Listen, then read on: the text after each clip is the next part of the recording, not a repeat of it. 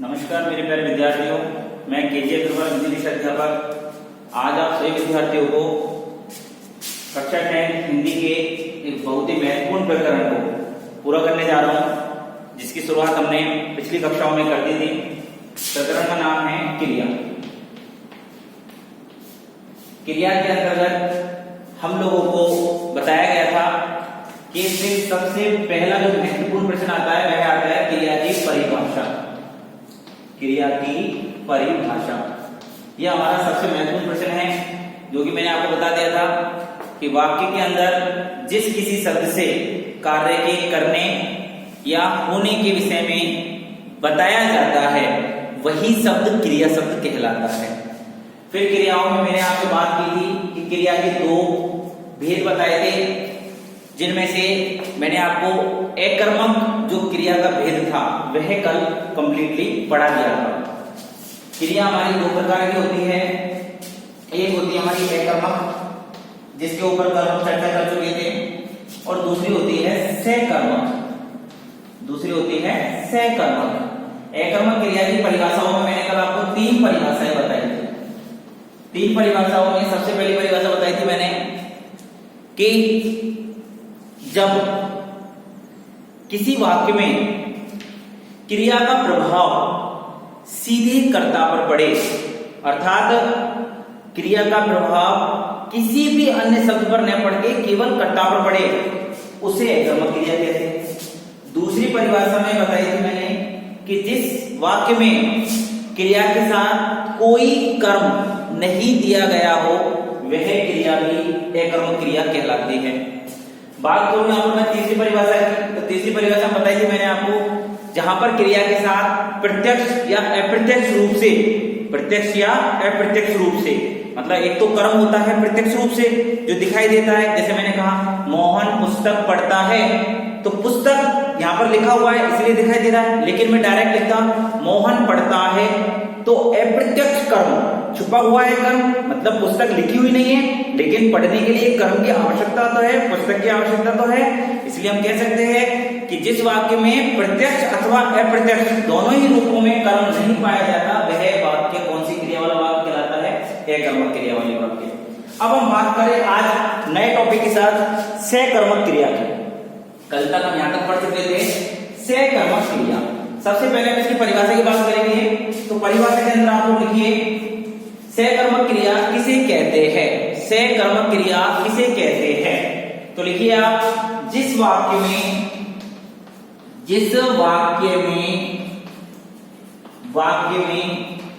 क्रिया का प्रभाव,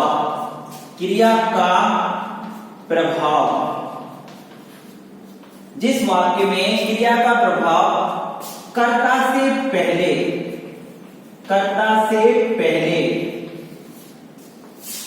किसी अन्य शब्द अथवा कर्म पर पड़ता हुआ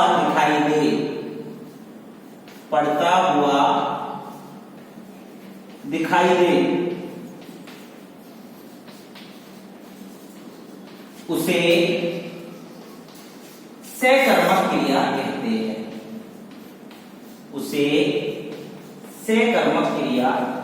हैं। देखिए साफ दिखा हुआ आपको, जिस वाक्य में क्रिया का प्रभाव कर्ता से पहले किसी अन्य शब्द यहां मैंने अथवा लगा करके कर्म लिखा है, अर्थात कर्म पर पढ़ता हुआ दिखाई दे उसे सहकर्मक क्रिया कहते हैं। यहां तक क्लियर हो गई बात? Very good.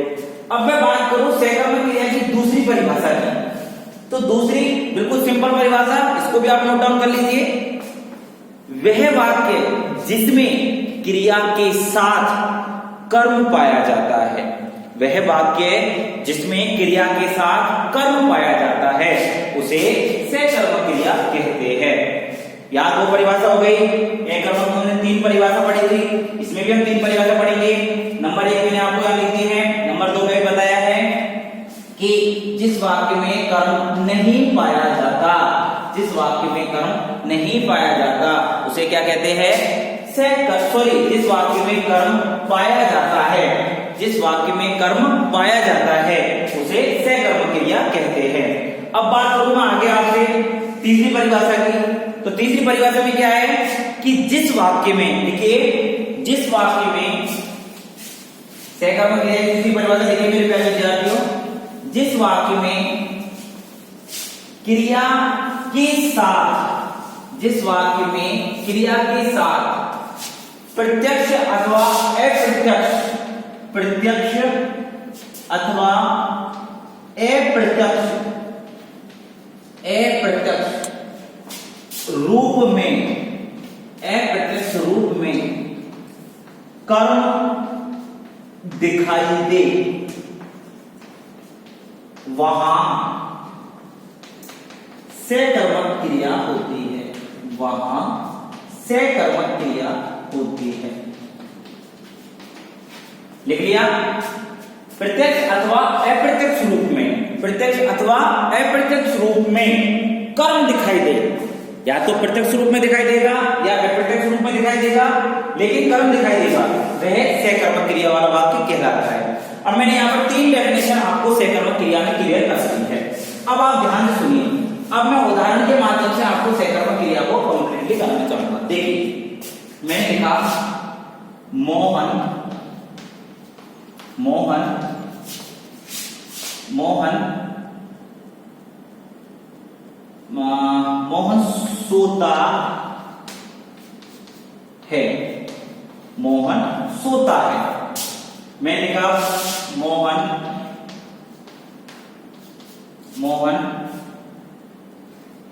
पानी पीता है। मैंने लिखा मोहन, मोहन पढ़ता है। अब देखो आप ये 3 सेंटेंस आपके सामने लिखे हैं मैंने, इसमें एक में लिखी है मैंने सोने की क्रिया, एक में लिखी है मैंने पीने की क्रिया, एक में लिखी है मैंने पढ़ने की क्रिया। अब देखो मैंने आपको चीज बताई थी कल कि जब कभी आपके सामने किसी भी वाक्य में स्वाभाविक क्रिया आ जाए जिसके लिए किसी कर्म की आवश्यकता नहीं पड़ती, वह वाक्य हमेशा कौन सा होगा? अकर्मक वाला होगा।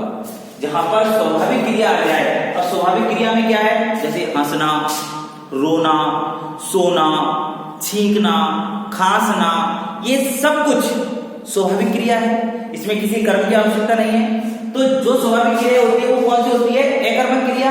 तो यहां पर तो आपको क्लियर हो गया ये अकर्मक क्रिया। अब इसमें दूसरी बात, ये तो हो गया स्वाभाविक वाला नियम। दूसरी बात, दूसरी परिभाषा के आधार पर हम इसकी खोज करेंगे कि जिसमें क्रिया का प्रभाव सीधे कर्ता पर पड़ता हो, किसी अन्य शब्द पर नहीं, सीधे कर्ता पर पड़ता हो। तो अब यहां पर देखिए सोने का प्रभाव किस पे पड़ रहा है? सीधा मोहन पे पड़ता है। बीच में कोई कर्म है जिस पर पड़ता हुआ दिखाई दे रहा है? नहीं। तो हमारी पहली परिभाषा क्लियर हो गई कि सोना क्रिया का प्रभाव सीधे कर्ता पर पड़ता है। दूसरी परिभाषा क्या बताई थी मैंने? जिसमें कर्म नहीं पाया जाता है। अब इसमें कर्म आपको दिखाई दे रहा है क्या? नहीं। दूसरी परिभाषा के अकॉर्डिंग ये अकर्मक है। तीसरी परिभाषा क्या बताई? जिसमें प्रत्यक्ष अथवा अप्रत्यक्ष रूप में कर्म नहीं दिखाई दे। तो देखो यहाँ पर प्रत्यक्ष रूप में तो दिखाई दे ही नहीं रहा, लेकिन यहाँ पर अप्रत्यक्ष रूप में भी क्या कर्म दिखाई दे रहा है क्या? कि आप कहो कि सोने के लिए तो सर बिस्तर की आवश्यकता पड़ती है, बिल्कुल गलत। सोने के लिए हमें केवल और केवल हमें स्वयं की जरूरत पड़ती है। बाकी बिना बिस्तर के भी काफी लोग सो जाते हैं, बिना रात के भी काफी लोग सो जाते हैं, दिन में भी सो जाते हैं। व्यक्ति कभी भी किसी भी प्रकार से सोने की क्रिया को कर सकता है। तो उसके लिए केवल और केवल स्वयं का उस चीज के लिए दृढ़ निश्चय होना चाहिए, तो वो कहीं भी इस क्रिया को कर सकता है। तो यहाँ पर हम कह सकते हैं ना यहाँ पर प्रत्यक्ष कर्म दिखाई दे रहा है ना अप्रत्यक्ष। अब बात करें मोहन पानी पीता है, तो देखिए मोहन पानी पीता है, तो यहाँ पर जो आपकी क्रिया है पीने की, आपको पता है कि पीने की क्रिया है, तो इसके लिए हमें किसी न किसी पदार्थ की, पेय पदार्थ की, द्रव पदार्थ की, तरल पदार्थ की आवश्यकता पड़ेगी। चाहे दूध पीता हो, चाहे पानी पीता हो, चाहे चाय पीता हो, चाहे कॉफी पीता हो, कुछ भी पिए वो, लेकिन किसी न किसी कर्म की आवश्यकता तो पड़ेगी ना। तो यहां पर आपको पता है कि पीता है। अब यहां पर पीने का प्रभाव पहले पानी पर पड़ रहा है, क्या पीता है? पानी। पहले पानी पर प्रभाव पड़ रहा है इसका, फिर जाकर के कर्ता पर जा रहा है मोहन पे। तो मोहन पीता है, लेकिन आपको पता है ये सेंटेंस हमारा इसके बिना अधूरा लग रहा है। तो मोहन पानी पीता है, तो पानी यहाँ पर क्या है? कर्म है, अन्य शब्द। मैंने वो परिभाषा बताई थी दूसरी कि किसी अन्य शब्द पर, तो यहाँ पर पड़ गया सीधा क्रिया का प्रभाव कर्ता पर नहीं पड़ करके अन्य शब्द अर्थात कर्म पर पड़ गया। अब बात करूं मैं यहाँ पर प्रत्यक्ष है, प्रत्यक्ष रूप की, तो आपको कर्म यहाँ पर प्रत्यक्ष रूप में दिखाई दे रहा है पानी। अगर यहाँ पर नहीं होता तो यह अप्रत्यक्ष रूप में चला जाता। तो ये क्लियर हो गया आपका। अब बात करो मोहन पढ़ता है। अब देखो आप यहाँ पर आप लोगों को दिमाग लगाना पड़ेगा। मोहन पढ़ता है, मोहन क्या पढ़ता है? अब पढ़ने के लिए किसी ना किसी पुस्तक की आवश्यकता पड़ेगी, किसी ना किसी प्रकार की वस्तु की आवश्यकता पड़नी होगी जिस विषय को वो पढ़ना चाहता है। तो मोहन पढ़ता है, तो यहाँ पर क्रिया तो वह कर्म वाली कर रहा है, लेकिन यहाँ पर कर्म हमें दिखाई नहीं दे रहा है। तो कर्म क्या है? यहाँ पर छुपा हुआ है। तो यहाँ पर अप्रत्यक्ष रूप से कर्म दिखाई दे रहा है। यहाँ पर कैसे दिखाई दे रहा है? अप्रत्यक्ष रूप से कर्म दिखाई दे रहा है। तो यहाँ तक की बातें आप लोगों को समझ में आती होगी। मैंने आपको बताया था क्रिया किसे कहते हैं, कितने प्रकार की होती है, और दोनों में कर्म के आधार पर अकर्मक और सकर्मक क्रियाओं के भेद भी आपको क्लियर कर दिए हैं। अब सुनिए मेरे प्यारे विद्यार्थी, अब मैं आपको महत्वपूर्ण चीज बताने जा रहा हूं। देखिए अब हम ये देखेंगे कि हम अकर्मक और सकर्मक क्रिया की पहचान कैसे करेंगे। देखिए मैंने आपके साथ बोला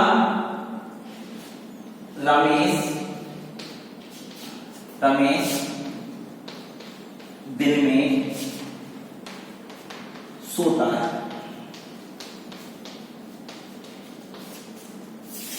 हनुमान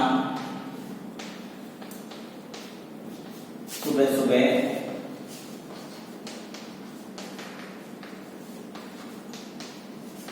पुस्तक पढ़ता है। मैंने आपके सामने दो उदाहरण लिखे। मैंने पहली बात लिखी रमेश दिन में सोता है। अब देखो पहली बात तो मेरे प्यारे विद्यार्थियों ने सबसे पहले तो यही दिमाग लगा दिया होगा कि सब नेचुरल क्रिया आ गई, स्वाभाविक क्रिया आ गई, इसलिए क्या आएगी? एकर्मक। वेरी गुड, आपने बिल्कुल सही समझा, ये एकर्मक है।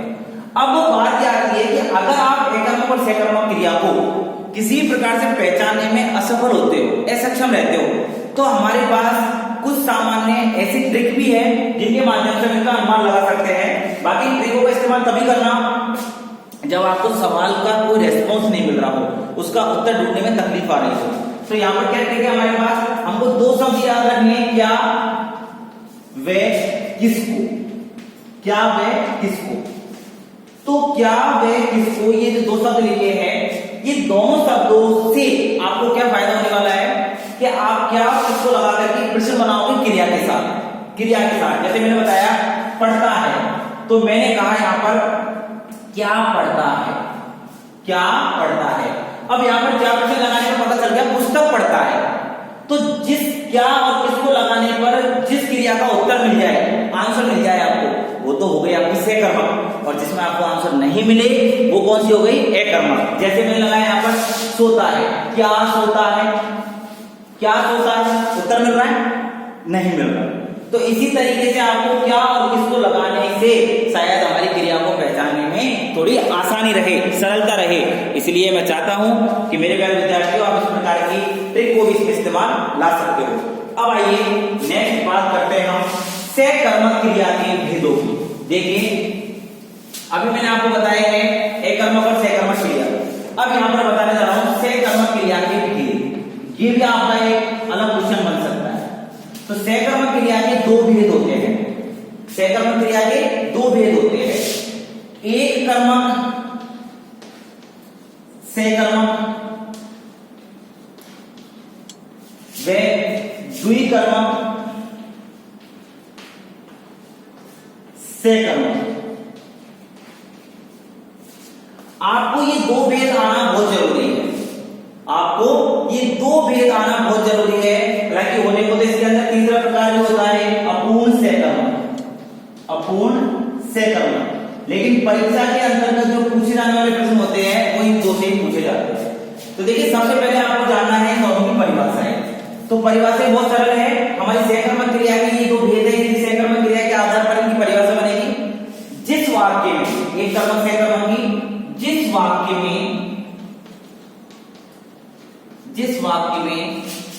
क्रिया के साथ एक कर्म उपस्थित दिखाई देता हो उसे एक कर्मक सहकर्मक क्रिया कहते हैं। द्विकर्मक सहकर्मक क्रिया, इसकी परिभाषा बहुत सिंपल है। जिस वाक्य में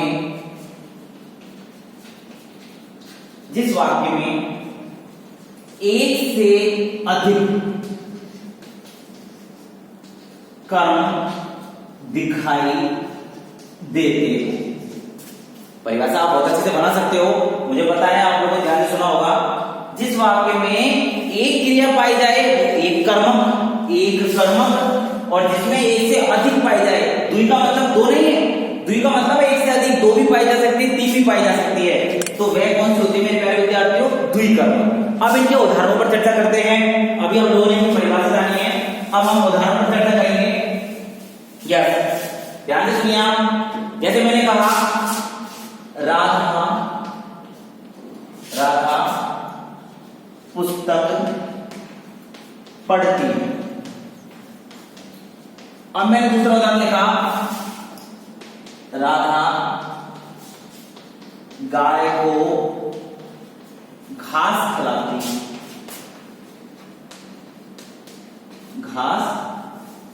है। अब देखो आप, मैंने यहां पर आपको एक ट्रिक बताई थी कि हम लोगों को सहकर्मक क्रिया को पहचानने के लिए क्या लगाना है, क्या या किसको। अगर उससे पहचानना चाहो तो उससे पहचान सकते हो, नहीं कलम तो आपको साफ दिखाई दे रहा है। पढ़ना क्रिया आपको पता स्वाभाविक तो है नहीं है, अस्वाभाविक क्रिया है, तो हमें यहाँ पर क्या लगाया, क्या पढ़ती है? पुस्तक पढ़ती है। तो यहाँ पर क्या पढ़ती है? पुस्तक पढ़ती है। अब एक बात बताओ, पुस्तक के अलावा आपको इसमें कोई और कर्म नजर आ रहा है? नहीं। यहाँ पर पढ़ना क्या है? क्रिया, और राधा क्या है? कर्ता। तो कर्ता और क्रिया के साथ केवल एक कर्म नजर आ रहा है। लेकिन बात करूं मैं, राधा गाय को घास खिलाती है, तो खिलाती है क्रिया, राधा कर्ता, गाय को घास को खाने का काम गाय कर रही है, लेकिन खिलाने का काम कौन कर रही है? राधा। गाय को क्या खिलाती है? घास खिलाती है। क्या खिलाती है? घास खिलाती है। किसको खिलाती है? गाय को खिलाती है। किसको खिलाती है? गाय को खिलाती है। तो क्या और किसको? यहाँ पर आपको दोनों ही सवालों के जवाब मिल गए। यहाँ पर घास भी कर्म है और गाय भी कर्म है, तो दो कर्म होने के कारण से ये किसका उदाहरण हो गया? द्विकर्मक क्रिया का उदाहरण हो गया। इस तरीके से आपने देखा, हमने पहले क्रिया की परिभाषा, कर्म के आधार पर क्रिया के भेद, फिर एकर्मक क्रिया को पढ़ा, फिर सहकर्मक क्रिया को पढ़ा। सहकर्मक क्रिया को पढ़ने के बाद उनके उदाहरणों की चर्चा की, उनकी परिभाषाओं के आधार पर उनके उदाहरणों को देखा। उसके बाद हमने सहकर्मक क्रिया के भेदों के बारे में जानकारी ली, जिसमें हमने एक कर्मक और द्विकर्मक सहकर्मक क्रिया को कंप्लीटली पढ़ा। अब बात करूं मैं आप लोगों से, एक कर्मक और द्विकर्मक क्रिया को कैसे पहचानना है? तो एक कर्मक में एक कर्म पाया जाएगा, जबकि द्विकर्मक में एक से अधिक कर्म पाए जाएंगे। इस तरीके से आपका क्रिया से संबंधित ये टॉपिक है ये आज कंप्लीट होता है। इससे संबंधित जो भी महत्वपूर्ण प्रश्न बनते हैं, इन महत्वपूर्ण प्रश्नों की आप लोगों के सामने पीडीएफ सेंड कर दी जाएगी। आप उस पीडीएफ के माध्यम से अपने महत्वपूर्ण प्रश्नों को आराम से हल कर सकते हो। तो आज के लिए इतना ही। मेरे प्यारे विद्यार्थियों, वीडियो पर बने रहने